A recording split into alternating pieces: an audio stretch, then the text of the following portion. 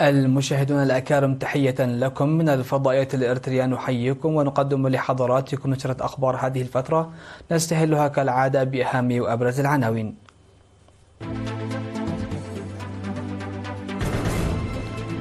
الاحتفال الرسمي بعيد الاستقلال في استاد أسمرة. ملك الأردن ورؤساء بوروندي وبنين والمالديف يهنئون بعيد الاستقلال. الشعب الإريتري يستقبل 24 من مايو بفرحة عارمة.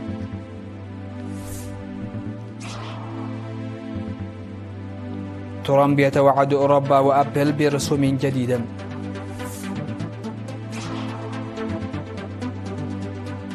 عملية تبادل كبيرة للسجناء بين روسيا وأوكرانيا.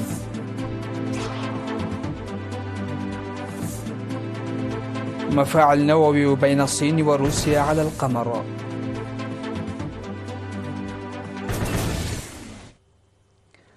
أهلا بكم إلى تفاصيل النشرة. احتفلت البلاد رسميا اليوم في استاد أسمرة بالذكرى 34 للاستقلال تحت شعار خطنا درعنا المنع. بدأ الاحتفال بمارشات تحية على شرف فخامة الرئيس إسياس أفورقي وذكرى الشهداء بحضور الوزراء وكبار المسؤولين في الحكومة والجبهة ورؤساء الاتحادات الوطنية ورجال الدين وأعضاء السلك الدبلوماسي المعتمدين لدى الدولة والضيوف المدعوين وآلاف المواطنين، حيث ألقى رئيس لجنة تنسيق الاحتفالات السفير زمدة تخلي كلمة أوضح فيها الاستعدادات التي جرت لشهور من أجل إخراج الاحتفال بالحفاوة الكبيرة، شاكرا جميع المساهمين.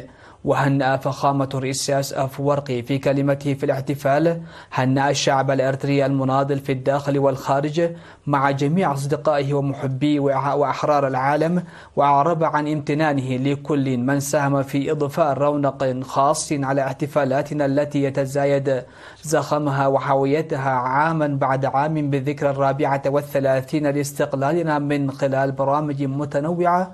والشكر موصول أيضا لكل من قدم خالص تهانيه للشعب الإريتري، وقدم توضيحا موسعا عن التطورات العالمية والإقليمية والمنطقة.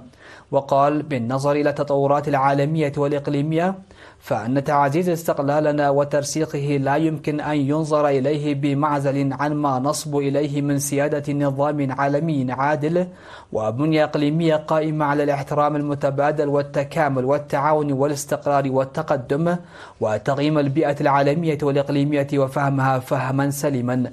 وذكر بأن الجديد في التطورات العالمية لذكرى استقلالنا 34 هو التقائها بتولي الرئيس ترامب بأعلى منصب في الولايات المتحدة. وقال: في هذه الحالة نحتاج إلى القيام بواجبنا المنزلي بجدية لقياس السياسات والنهج والاتجاهات الأساسية للإدارة الجديدة منذ البداية في ضوء الثقل العالمي للولايات المتحدة، موضحا بأن الحكمة تتطلب الصبر والامتناع عن الاستنتاجات السابقة لأوانها، وذلك كون الظاهرة الجديدة وديناميكياتها تظل ثقيلة ومعقدة، مشيرا إلى أنه إذا لم يكن من المستحيل تماما تصحيح السياسات المضللة التراكمية الممتدة لقرون، فمن الواضح بأن هذه المهمة تتطلب تسلق طريق شديد الانحدار. وحول الوضع في السودان أشار فخامة الرئيس إسياس أفورقي نسبة إلى الأهمية الجيوستراتيجية للسودان.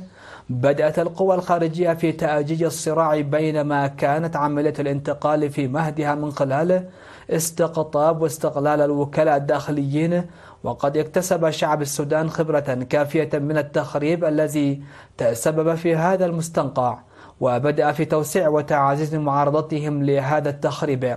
ويقع على عاتق جوار السودان الالتزام بتحمل مسؤوليته الأخلاقية وتقديم الدعم غير المشروط للشعب السوداني. وفيما يتعلق بإثيوبيا، قال فخامة الرئيس إسياس أفورقي إن الإصلاح المزعوم ولد قبل 7 سنوات التفاؤل الذي ليس فقط في إثيوبيا بل أيضا في إريتريا والدول مجاورة أخرى، لكن القوى الخارجية التي أزعجتها الآفاق الواعدة لم تكن عاطلة عن العمل. فالحروب التي أعلنتها ضد الشعب الإثيوبي تحت شعار الازدهار وكيلهم الجديد في السنوات القليلة الماضية خير دليل على يأسهم، وتبددت الآفاق المتفائلة التي كانت تلوح في الأفق. وأبان الرئيس إسياس أفورقي بأن الشعب وحكومة إريتريا لا يندمان على دعمهما المطلق الذي قدماه بقوة وآمال عريضة للتصحيح أو الإصلاح المزعوم بسبب التحول المفاجئ للأحداث، وهما لا يرغبان في الانغماس في منابر الأكاذيب والعداء العقيم. وقال إن برامجنا التنموية التي نواصل تنفيذها وفقا لأولوياتها ستعزز من خلال برنامج تنمية متكامل استنادا إلى خطط منفصلة وتعبئة الموارد اللازمة بطريقة تحفز المشاركة والمساهمة الشعبية الواسعة، مؤكدا على العمل لازدياد المشاركة الشعبية الواسعة وإطلاق الإطار الذي أطلق لتهيئة بيئة مواتية لتحفيز الإمكانات الكاملة والمبادرات الفاعلة لمواطنينا في الخارج في أجندتنا التنموية ابتداء من النصف الثاني من عام 2025 فصاعدا كركيزة ثالثة متماسكة تكمل هيكلية الأقاليم الستة وقوات الدفاع. تضمن الاحتفال الذي استمر لحوالي 3 ساعات ونقل مباشرة عبر الفضائية الإريترية وصوت الجماهير الإريترية ومواقع دندن وميديا في وسائل التواصل الاجتماعي، تضمن عرضا للطائرات الحربية ومارشات عسكرية للجيش الشعبي لتحرير إريتريا وقوات المشاة والقوات البحرية والجوية والشرطة والخدمة الوطنية بمنتسبي الدفعة 37 للخدمة الوطنية. هذا وقد أحيت فرق ميراس وسسني وسنيت وسبريت وأدماس عروض فنية في الحفل إلى جانب عروض الاستعراض. تجدر الإشارة إلى أن الشعب الإريتري في الداخل والخارج احتفل بعيد الاستقلال 34 ببرامج ثقافية وفنية وحفلات شعبية وعروض الشوارع ومنافسات رياضية وعروض عسكرية وفعاليات أخرى.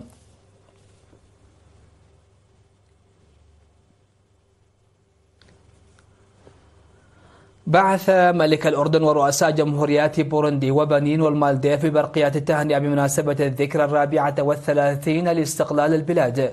وأعرب ملك الأردن عبد الله الثاني ورئيس بوروندي إيفار سيتي ورئيس بنين باتريس تالو ورئيس المالديف دكتور محمد مويزي في برقياتهم أعربوا جميعهم عن تمنياتهم بموفور الصحة لفخامة الرئيس إسياس أفورقي والرخاء والتطور المستدام للشعب الإريتري، معربين عن رغبتهم على العمل المشترك مع إريتريا لتطوير العلاقات الثنائية والتعاون في القضايا ذات الاهتمام المشترك.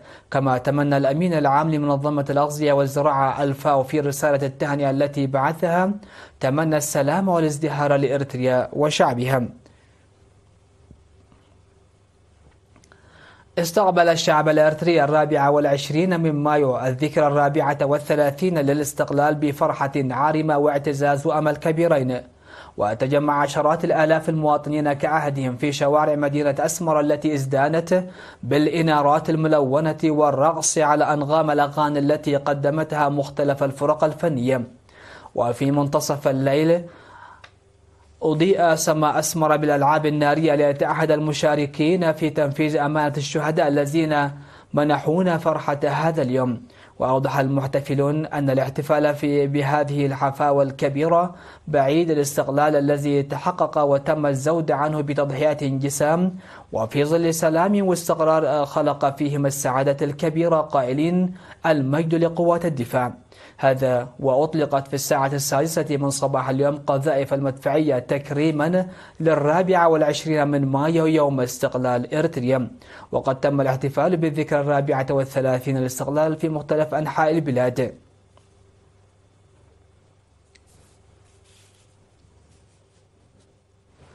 احتفل إقليم شمال البحر الأحمر بالذكرى 34 للاستقلال في حفل بهيج على مستوى الإقليم في مدينة مصوع.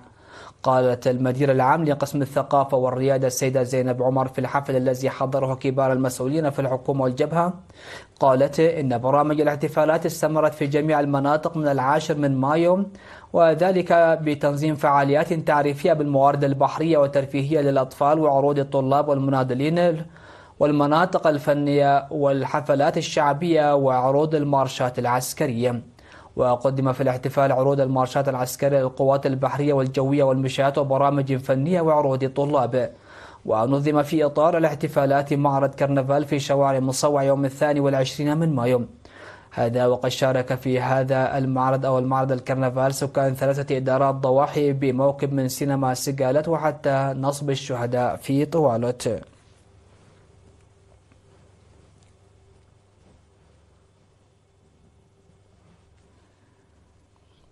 من جهته احتفل إقليم عنسبة بالذكرى 34 للاستقلال يوم أمس 23 من مايو في مدينة كرن حاضرة الإقليم.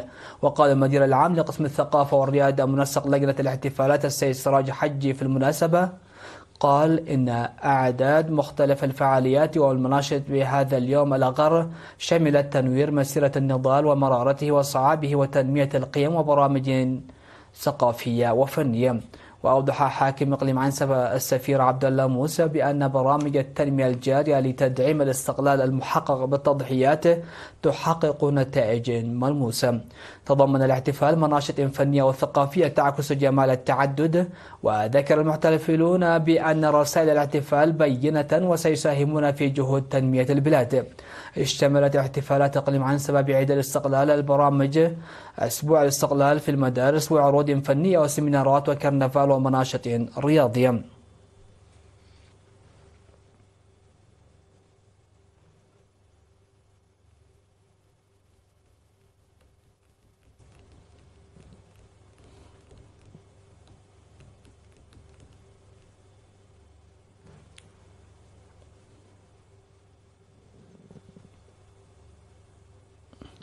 من جهة ثانية نظم في ساوى احتفال يوم 23 من مايو بالذكرى 34 للاستقلال. وقدم منتسبو الدفعة 37 عرضا عسكريا في الحفل الذي حضره قائد مركز تدريب قوات الدفاع اللواء رمضان عثمان أولياء، وكذلك قائد مركز تدريب الخدمة الوطنية العقيد دبساي جدي. وتضمن الحفل أيضا عروض ثقافية وفنية. وقال العقيد دبساي جدي في الكلمة التي ألقاها بتذكرنا للمسيرة الصعبة وللتضحيات المقدمة، ننظر إلى المستقبل المشرق بعمل متضاعف ومتفاني وسنحقق المبتغى بالعمل الجماعي.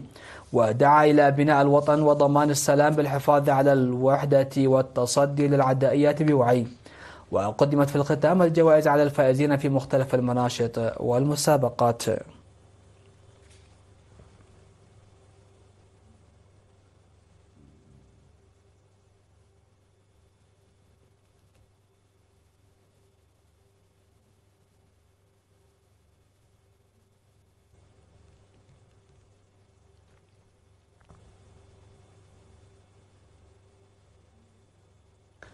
أقامت مديريات برليخ رجاء وقال نفحي بالأقليم الأوسط حفلات ومآدب شعبية احتفالا بعيد الاستقلال. وهنأ مدراء المديريات في الحفلات التي نظمت يوم 23 و24 من مايو بالعيد المجيد، مشيرين بأن حفاوة الاحتفال تعكس التضحيات المقدمة من أجل هذا اليوم.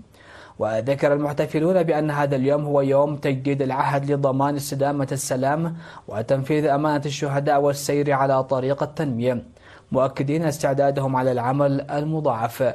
أقيمت في المديريات الثلاث 86 حفلات شعبية، وكان 13 مديرية في الإقليم الأوسط قد نظمت الحفلات الشعبية مسبقا من 18 وحتى 23 من مايو.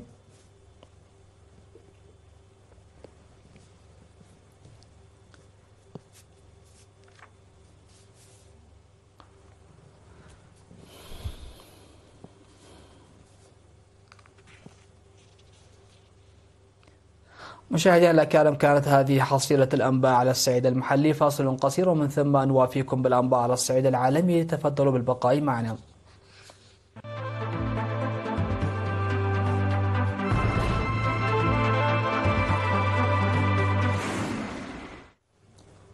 أهلا بكم على الصعيد العالمي. صعد الرئيس الأمريكي دونالد ترامب بتهديداته التجارية مستهدفا شركة أبل العملاقة للهواتف الذكية، بالإضافة إلى الواردات القادمة من الاتحاد الأوروبي بأكمله، في خطوة أحدثت اضطرابا واسعا في الأسواق العالمية بعد أسابيع من التهدئة التي كانت قد منحت أو المستثمرين بعض الاطمئنان. وأعلن ترامب بعزمه على فرض رسوم جمركية بنسبة 25% على أجهزة آيفون المبيعة في الولايات المتحدة، إذا لم تصنع داخل أراضيها.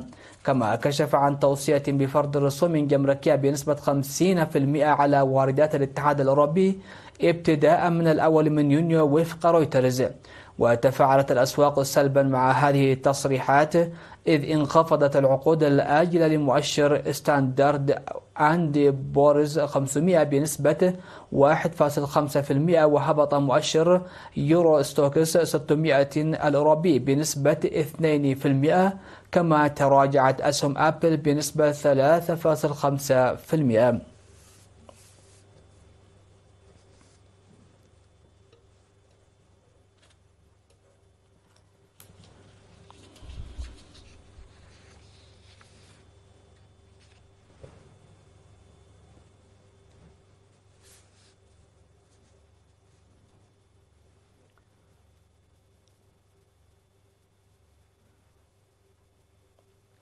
بدأت روسيا وأوكرانيا عملية تبادل كبيرة لأسلحة حرب بينهما جرى الاتفاق عليها خلال محادثات عقدت أخيرا في إسطنبول.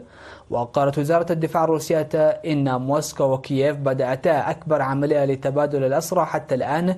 وذكرت الوزارة أن كل جانب سلم 270 أسير حرب و120 مدنيا.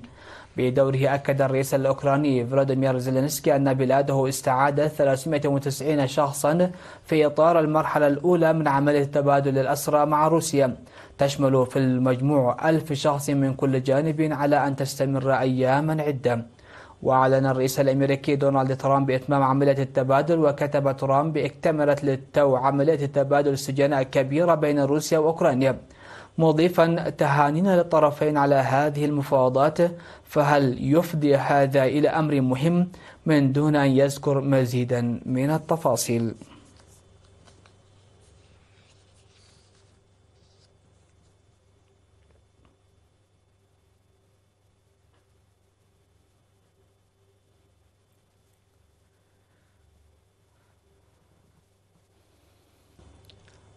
تخطط الصين بالتعاون مع روسيا لبناء مفاعل نووية على القمر لدعم محطة أبحاث دائمة بحلول عام 2035.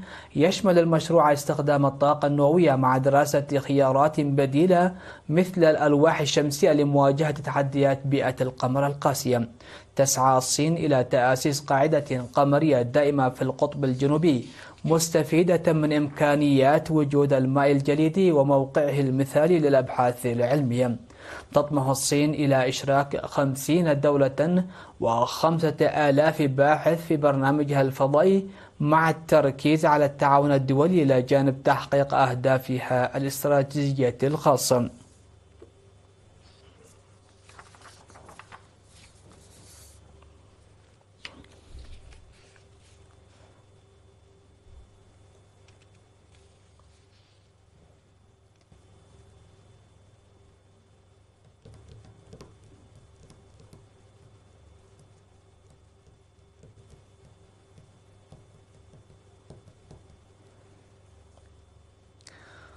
نختم نشرة هذا المساء بالتذكير بأهم ما جاء فيها.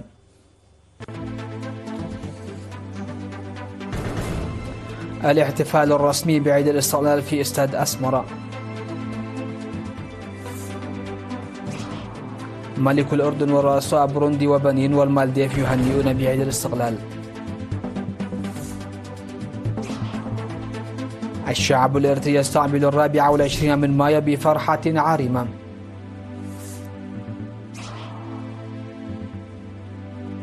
ترامب يتوعد أوروبا وأبل برسوم جديدة.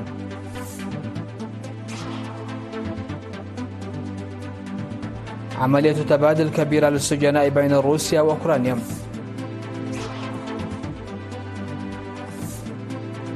ومفاعل نووي بين الصين وروسيا على القمر.